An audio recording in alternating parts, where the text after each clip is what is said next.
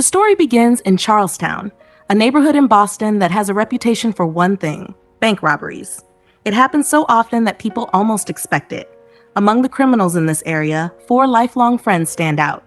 Their names are Doug, Jem, Gloncy, and Dez. They've known each other since they were kids, and now they rob banks together. Doug is the leader. He's smart, calm, and always plans everything carefully. Before every robbery, he explains the full plan to the others. They have to remember every detail perfectly. There's no room for mistakes. One day, they prepare for another job. As soon as a security guard walks into the bank carrying a bag of money, the 4 men make their move. They push their way inside with him and quickly take control. Everyone in the bank is forced to lie down on the floor. The robbers grab all the cell phones so no one can call for help. They empty the cash drawers and then force the bank manager, Claire Kesey, to open the vault. After taking all the money, they destroy the security camera hard drives by putting them in a microwave. Then they pour bleach everywhere to erase any DNA evidence. They think they've covered everything, but they're wrong. Without them noticing, Claire quietly presses a silent alarm button under her desk using her foot. By the time the robbers realize what's happening, it's too late. Jem, who has a violent temper, assumes the assistant manager triggered the alarm. He beats him badly in anger. During the chaos, Claire accidentally sees a tattoo on Jem's neck, a detail that could later identify him. Sirens start getting closer. The police are on their way. In panic, Jem makes a risky decision. He grabs Claire and takes her with them as a hostage, something they have never done before. They blindfold her and remove their masks once they're safely away from the bank. After driving for a while and making sure they aren't being followed, they leave her at the beach. They don't need her anymore. After the robbery, the FBI arrives and takes control of the case. Special Agent Adam Frawley leads the investigation. He quickly realizes the robbers are professionals. They left no evidence behind. The getaway van is found burned, and no one in the neighborhood is willing to talk. Frawley questions Claire, but she hides the fact that she saw a tattoo on one of the robbers. They had threatened to kill her if she spoke. Meanwhile, the 4 thieves argue about Jem's decision to take Claire hostage. Jem makes things worse by revealing he found her ID and discovered she lives nearby. He wants to scare her into staying quiet, but Doug insists on handling it himself. Officially, it's because Jem already has a criminal record. But the truth is, Doug doesn't trust Jem's violent behavior anymore. Doug and Jem later pay off their contacts, including their gun dealer and Fergie, an Irish mobster who runs a flower shop as a cover. That night, they party hard. At a bar, Doug runs into Chris, Jem's sister, and his former girlfriend. Though he tries to avoid her, she later shows up at his place, and they spend the night together. Soon after, Doug begins following Claire. He approaches her at a laundromat when she breaks down after seeing bloodstains on her shirt from the robbery. Pretending to be kind and concerned, he comforts her and asks her out for a drink. They start bonding, but Doug lies about his life, saying he works in construction and hiding the fact that his father is in prison. As their connection grows, Doug assures Jem that Claire doesn't need to be killed. He has the situation under control. Meanwhile, Agent Frawley discovers an important clue. The robbers showed specialized knowledge that suggests they once worked at a company like Veracom. The FBI begins checking employment records. Frawley also continues meeting Claire, even trying to flirt with her, but she hints she's seeing someone. Claire and Doug begin dating seriously, and Doug keeps it a secret from his crew. As they grow closer, Claire admits she is cooperating with the FBI. Acting casual, Doug asks if the agents have any suspects, trying to find out how close they are to catching him. Claire finally tells Doug about the tattoo she saw on one of the robbers. She's scared to tell Agent Frawley because she thinks it could get her killed. Doug calmly advises her to keep it secret for now, something she can use later if she needs protection. In return, Doug opens up about his childhood. He tells her his mother left when he was 6, and his father never tried to find her. One day, Claire mentions that local gang members harass her on the way to work, throwing bottles at her car. After dropping her home, Doug picks up Jem, and the two go to scare the men responsible. Doug only beats them up and plants drugs on them as a warning.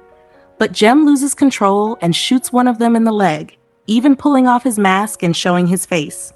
Doug is deeply worried about how reckless Jem is becoming. Meanwhile, the FBI makes progress. Agent Frawley discovers that Dez once worked at a company called Vericom, and his sick days match the dates of several robberies. The FBI follows him to a family barbecue and identifies the entire gang. However, they still don't have enough solid evidence to arrest them, so Frawley orders constant surveillance. During a lunch date, Claire talks about her brother's death. While she steps away briefly, Jem suddenly appears and sits with Doug. Doug panics, afraid Jem will discover the truth. When Claire returns, Jem hides his shock and plays along. Before he leaves, Doug cleverly shakes his hand in a way that covers Jem's neck tattoo. Later, Jem confronts Doug. He thinks getting involved with Claire is dangerous and could ruin everything.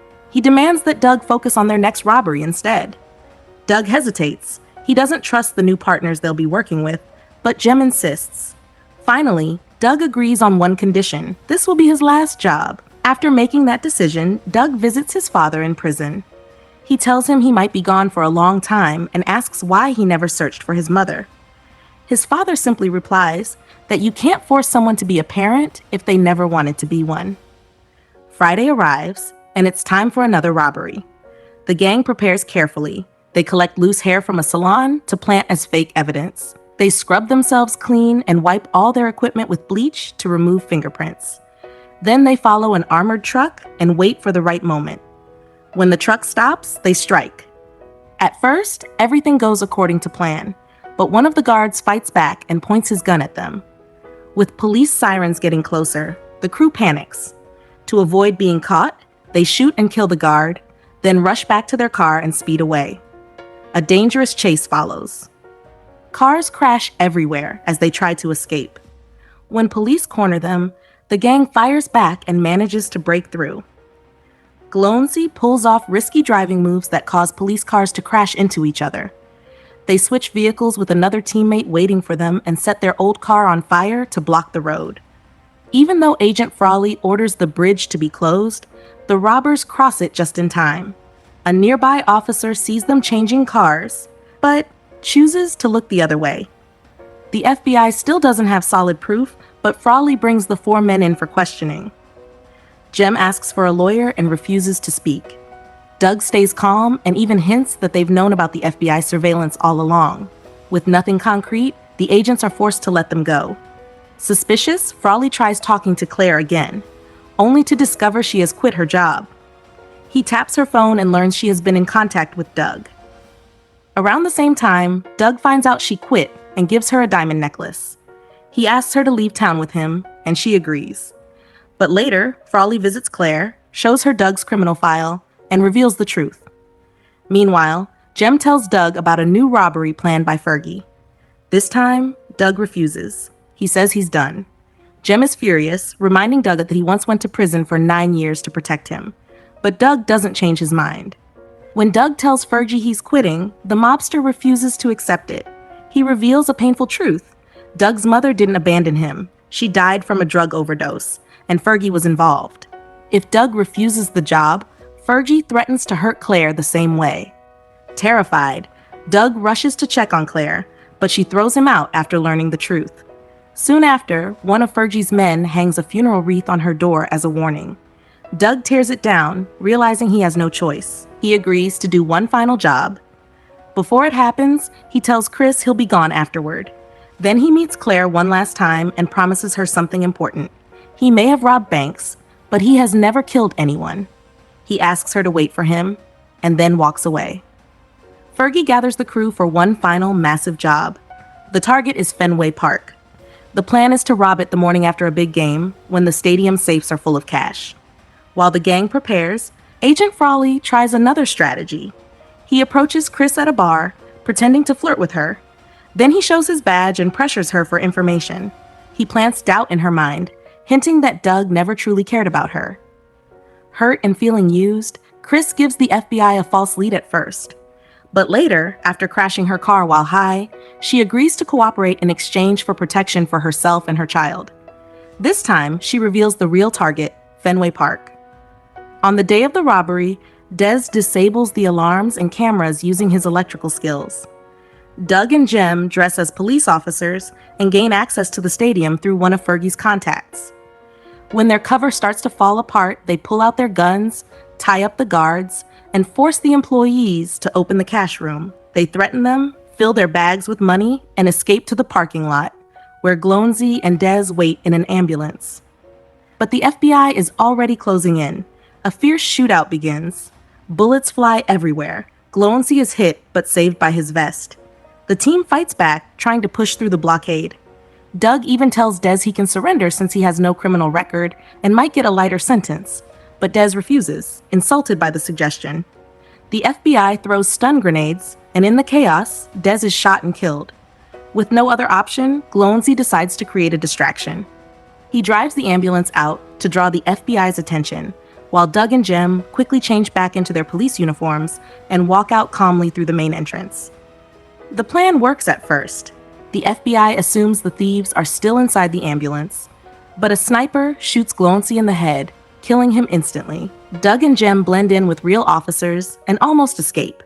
However, the tied-up employees report that the robbers were dressed as cops. Frawley immediately scans the area and notices Jem acting suspiciously. He follows him into a parking lot. When Frawley calls out his name, Jem opens fire.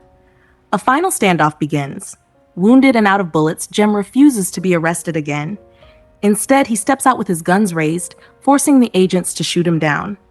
Across the street, Doug watches his best friend die. Doug refuses to let Jem's sacrifice go to waste. While the police are distracted by Jem's body, Doug steals a patrol car and escapes. He drives straight to Fergie's flower shop. Wearing a bulletproof vest, he confronts Fergie and his thug and kills them both before they can stop him. After that, Doug collects the money he had hidden away and calls Claire. The FBI is with her, listening to every word. Claire asks him to come to her apartment, pretending she's alone. But Doug already knows it's a trap. He's watching the building from nearby. Still, he agrees to meet her at the back door in an hour. When they speak, Doug apologizes again. Claire carefully mentions sunny days, a private phrase between them, warning him that the FBI is there. Doug understands and plays along. While the agents wait inside for him to show up, Doug sneaks around the back. He hides a bag of money in Claire's garden and even leaves a mocking note on Frawley's car. Then he quietly leaves the city by train, dressed in an MBTA worker's uniform. Days later, Claire finds the hidden money, along with a note from Doug, saying that maybe, someday, they'll see each other again. Instead of keeping the money for herself, she donates it to restore the local hockey rink where Doug used to play, honoring the memory of his mother. Thanks for watching and subscribe for more recaps.